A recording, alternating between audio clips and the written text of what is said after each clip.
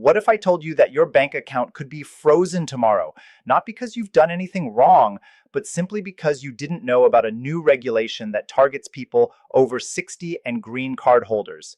Right now, thousands of Americans and permanent residents are at risk of losing access to their own money, facing unexpected account closures, and dealing with financial chaos that could have been easily prevented. The banking landscape in the United States is changing dramatically in 2026, and if you're over 60 or hold a green card, you need to know exactly what's coming. The question is, are you prepared or are you about to be caught off guard? Welcome to Immigration Desk, your trusted source for everything related to immigration, visas, and navigating life in the United States. Today, we're tackling a critical issue that's flying under the radar, but could have massive implications for millions of people across this country. We're talking about the new 2026 bank regulations that specifically impact individuals over 60 years old and green card holders. These aren't minor policy tweaks. These are substantial changes to how financial institutions verify identity, monitor transactions, and comply with federal requirements. Whether you're a senior citizen who's been banking at the same institution for decades, or you're a green card holder building your life in America, you need to understand these changes right now. Stay with us through to the end because we're going to break down exactly what these regulations are, why they're being implemented, who's most at risk, and most importantly, what you need to do immediately to protect yourself and your finances. Let's start by understanding what's actually happening. The new regulations coming into effect throughout 2026 are part of a broader effort by federal authorities to combat money laundering, terrorism financing, and financial fraud. These goals are legitimate and important. Nobody wants criminals using the banking system to move illegal money. However, the implementation of these regulations is creating significant challenges for law-abiding citizens, particularly those in two vulnerable groups, people over 60 and green card holders. The regulations require banks to implement enhanced due diligence procedures, which means more paperwork, more verification, and more scrutiny of certain accounts. So, why are people over 60 being targeted? It's not that the government suspects seniors of criminal activity. Rather, it's because seniors are statistically the most common victims of financial fraud and scams. Elderly Americans lose billions of dollars every year to various scams, from romance fraudsters to fake IRS calls to grandparent scams. The new regulations require banks to implement additional monitoring on accounts held by individuals over 60 to detect unusual activity patterns that might indicate someone is being scammed. On the surface, this sounds protective. The problem is how it's being implemented. Many seniors are finding their legitimate transactions flagged, their accounts temporarily frozen while investigations occur, and their banking relationships complicated by constant verification requests. For green card holders, the situation is different, but equally concerning. The regulations require banks to maintain more detailed records on non-citizen account holders and to verify immigration status more frequently. This is tied to broader concerns about ensuring that people in the United States on temporary or conditional status are properly monitored. Green card holders, even though you're lawful permanent residents with the right to live and work in America indefinitely, are being caught up in these enhanced scrutiny measures. Banks are now required to verify that your green card is current, that your address matches their records, and in some cases, that you're maintaining your residency requirements. Here's what this means in practical terms. If you're over 60, your bank may start asking you additional questions when you make large withdrawals or transfers. They might call you to verify that you actually authorized certain transactions. In some cases, they might temporarily hold or delay transfers while they complete their verification process. This can be frustrating, especially if you're trying to pay for something time-sensitive like medical care or home repairs. Some seniors have reported being locked out of their online banking and having to go into a branch in person to verify their identity, which can be difficult for those with mobility issues or who live in rural areas far from the nearest branch. For green card holders, you might receive letters from your bank asking you to provide updated documentation. This could include a copy of your current green card, proof of your residential address, and in some cases, additional identification documents. If you don't respond to these requests within the time frame specified, usually 30 to 60 days, your bank has the authority to restrict or even close your account. This is particularly problematic for green card holders who travel frequently for work or to visit family abroad. If you're out of the country when your bank sends a verification request, you might not receive it in time to respond. Let's talk about the specific triggers that are causing accounts to be flagged under these new regulations. For seniors, large cash withdrawals are a major red flag. If you're over 60 and you withdraw several thousand in cash, your bank is now required to verify that this isn't the result of a scam. They might call you, ask you what the money is for, and in some cases even try to convince you not to complete the transaction if they suspect fraud. Wire transfers, especially international ones, are also heavily scrutinized. If you're sending money overseas, be prepared for questions and possible delays. For green card holders, international transactions are particularly problematic. If you're sending money to family in your home country, which many immigrants do regularly, these transactions are now flagged for additional review. The bank needs to verify that you're not violating any sanctions or money laundering laws. Deposits of large amounts of cash can also trigger scrutiny. If you run a cash-based business, this could become a significant headache. Even though your business and deposits are completely legitimate, you may find yourself having to provide extensive documentation to explain where the money came from. Here's where things get really concerning. These regulations are being implemented unevenly across different banks and credit unions. Some financial institutions are being extremely aggressive in their compliance, flagging accounts and requesting documentation for relatively minor transactions. Others are taking a more measured approach. This inconsistency means that your experience might be very different depending on where you bank. Large national banks tend to have more sophisticated systems and can implement these regulations with some nuance. Smaller community banks and credit unions, while often providing more personal service, may not have the technological infrastructure to distinguish between genuinely suspicious activity and normal behavior by their customers. Let me give you some real examples of how this is playing out. Margaret is 72 and has banked with the same institution for over 40 years. She tried to withdraw $8,000 in cash to pay for new hearing aids that her insurance didn't fully cover. Her bank froze the transaction, called her in for an in-person meeting, and required her to sign multiple forms acknowledging that she understood the risks of carrying large amounts of cash. The whole process took 3 days, during which time the sale price on the hearing aids expired. Margaret wasn't doing anything wrong, but she was treated with suspicion because of her age and the amount she was withdrawing. Rajesh is a green card holder who's been in the United States for 12 years. He owns a small restaurant and regularly deposits cash from his daily receipts. Under the new regulations, his bank flagged his account for suspicious activity because of the frequent cash deposits. He had to provide extensive documentation, including his business license, tax returns for the past 3 years, and a detailed explanation of his business model.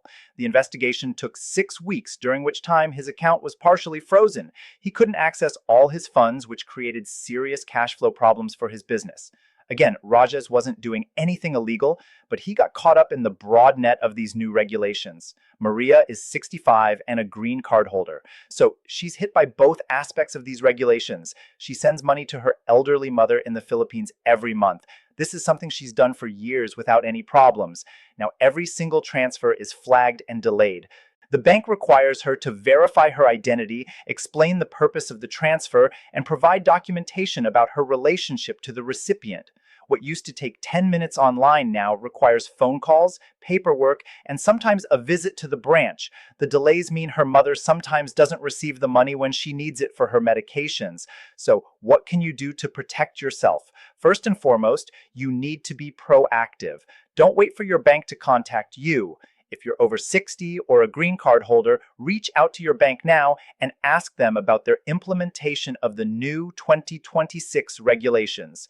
Ask specifically what documentation they might need from you and provide it before they request it. This shows good faith and can help prevent your account from being flagged. For seniors, consider having a conversation with your bank about your normal financial patterns.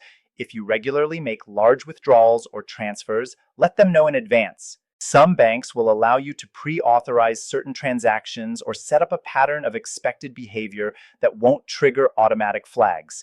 Keep detailed records of your transactions and be prepared to explain them if asked. If you're making a large purchase, keep receipts and documentation. If you're sending money to a family member, have a written record of your relationship and the purpose of the transfer. For green card holders, make sure all your documentation is current and easily accessible. Your green card should be valid and not expired. If your green card is expiring soon, start the renewal process now rather than waiting until the last minute. Keep copies of your green card, both physical and digital. Make sure your address is updated with USCIS and that it matches the address your bank has on file. Any discrepancies can trigger additional scrutiny. If you've moved recently, update your address with both your bank and immigration authorities immediately. Consider opening accounts at multiple financial institutions. This isn't about hiding money or evading regulations. It's about ensuring that if one bank freezes or restricts your account, you're not left completely without access to your funds. Having checking accounts at two different banks, for example, provides redundancy. If your primary account gets flagged and frozen, you still have access to money for your daily needs while you sort out the issue. Let's talk about documentation. For seniors, it's helpful to have a trusted family member or friend who can vouch for your transactions if needed. Some banks will accept a letter from an adult child or other relative explaining a financial transaction, especially if that person is also a customer of the bank. For green card holders, keep a file with all your immigration documents, not just your green card, but also your approval notices, travel documents, and any correspondence with USCIS. If your bank asks for documentation, you want to be able to provide it immediately rather than having to search for it. Communication is crucial. If your bank contacts you about your account, respond immediately. Don't ignore letters, emails, or phone calls. Even if you think there's been a mistake, the longer you wait to respond, the more likely your account is to be restricted. When you do respond, be polite and cooperative. The bank employees are following regulations they're required to follow. Getting angry or defensive won't help your situation and might actually make things worse. For those of you who travel internationally, whether for work, family visits, or pleasure, let your bank know in advance. Many banks now have systems where you can notify them of travel plans through your online banking portal or mobile app. This prevents your legitimate transactions from being flagged as suspicious when you're using your card in another country. For green card holders specifically, if you're going to be out of the United States for an extended period, make sure you maintain access to your US mail and your phone so you can respond to any bank inquiries. Let's address a concern that many green card holders have. Does this increased scrutiny affect your immigration status? The direct answer is no. These are banking regulations, not immigration regulations. Your bank's reporting your transactions to federal authorities as part of anti-money laundering compliance doesn't impact your green card status. However, there's an indirect concern. If your bank closes your account due to non-compliance with verification requests, you might find it difficult to open accounts at other banks. This could create practical problems in maintaining your life in the United States, which could indirectly affect your ability to meet the residency requirements for green card maintenance or naturalization. Here's something that's often overlooked. These regulations also affect joint accounts. If you're over 60 and you have a joint account with your spouse who's under 60, the account might still be subject to enhanced scrutiny because one account holder is over 60. Similarly, if you're a US citizen with a joint account with a green card holder, that account may be subject to the additional verification requirements for green card holders. Make sure all account holders are aware of these requirements and are prepared to provide documentation if needed. For those of you who are considering applying for citizenship, this is actually a good time to do so if you're eligible. Once you become a US citizen, you're no longer subject to the enhanced scrutiny requirements for green card holders. The naturalization process takes time, typically 8 months to over a year. But if you meet the requirements, particularly the 5 years of permanent residence or 3 years if married to a US citizen, consider starting the process now. Citizenship provides not just immigration security, but also financial simplicity. Let's talk about digital banking and these new regulations. Many seniors are uncomfortable with online banking and prefer to do their banking in person or over the phone. However, the new regulations actually make it more important to have online access to your accounts. You need to be able to monitor your transactions in real time so you can quickly spot if something has been flagged or frozen. You also need to be able to respond quickly to bank requests. And many banks now communicate primarily through secure messages in their online banking portals. If you're not comfortable with technology, ask a trusted family member to help you set up and monitor your online banking or take advantage of classes that many banks offer to seniors on using digital banking tools.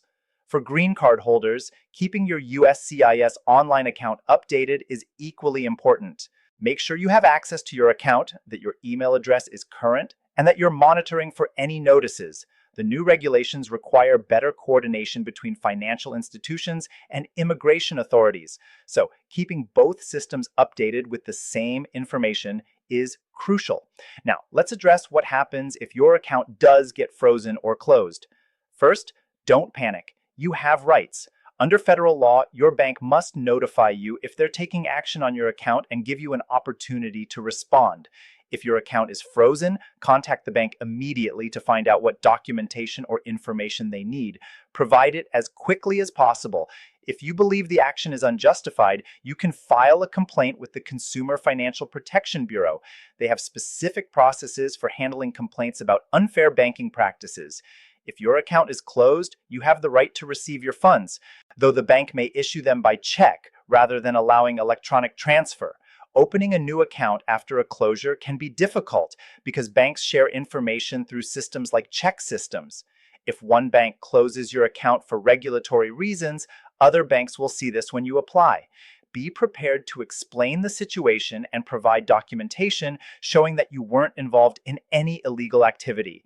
For seniors specifically, there are some banks and credit unions that specialize in serving older customers and have more nuanced approaches to these regulations. Look for institutions that explicitly market themselves to seniors and that have staff trained in elder financial issues. These institutions are more likely to distinguish between genuine fraud and normal senior banking behavior. For green card holders, consider credit unions that serve immigrant communities. These institutions often have staff who speak multiple languages and understand the unique challenges immigrants face. They may be more experienced in handling the documentation requirements and less likely to overreact to normal immigrant banking patterns like regular international transfers. Here's a practical tip that applies to everyone. Keep your contact information updated with your bank. Make sure they have your current phone number, email address, and mailing address. Many account restrictions happen because the bank tries to contact the customer for verification but can't reach them. If the bank can reach you quickly, issues can often be resolved before they escalate to account restrictions. Let's talk about the timeline for these regulations. While they're being referred to as 2026 regulations, the implementation is happening in phases throughout the year. Some banks started implementing enhanced procedures in January. Others won't fully comply until the end of the year. This means that even if you haven't experienced any changes yet, they could be coming. Don't assume that because your bank hasn't contacted you, you're not affected. Be proactive. Looking at the bigger picture, these regulations are part of a global trend toward greater financial transparency and regulation. The United States is coordinating with other countries to prevent money laundering and terrorism financing. While this is important work, the challenge is implementing these regulations without unduly burdening innocent people. Advocacy groups representing both seniors and immigrants are pushing back against the more aggressive implementations of these regulations, arguing that they're discriminatory and create unnecessary hardship. There may be modifications to these regulations as the year progresses based on feedback and complaints, but don't count on that. Protect yourself now with the regulations as they currently exist. For those of you who are business owners, whether you're over 60 or a green card holder or both, these regulations have additional implications. Business accounts are subject to even more scrutiny than personal accounts.